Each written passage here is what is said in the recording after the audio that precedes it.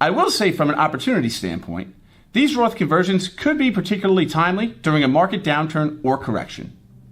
In these instances, you might have the opportunity to move money from your pre-tax account to your Roth account while investment prices are depressed. And when they eventually come back, if they do, they will experience the recovery inside of a tax-free account. And while the real payoff might not be immediate when doing these conversions, in doing so, you are creating flexibility for yourself, and you could experience compounding growth over time, again, which ends up being tax-free. But here's where things could get tricky.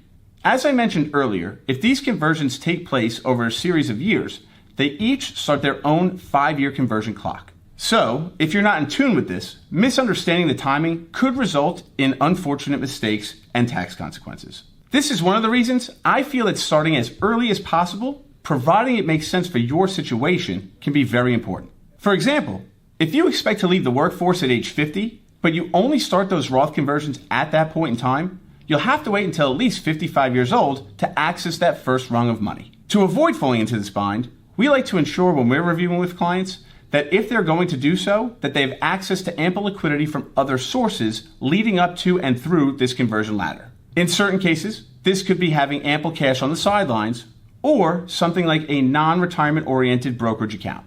It's also important to remember this is essentially a dual balancing act.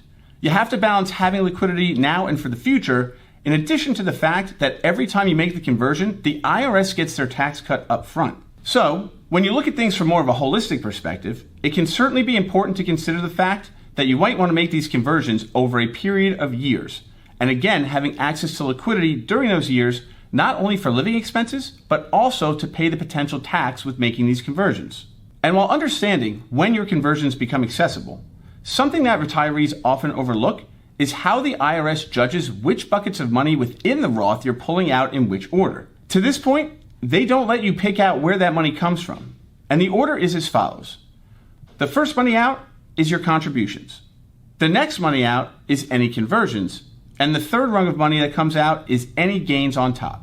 And this order definitely matters, because while contributions might be able to be pulled out immediately, and conversions can be pulled out after the 5-year window is met, any earnings growth that's pulled out too early could end up facing taxes and penalties.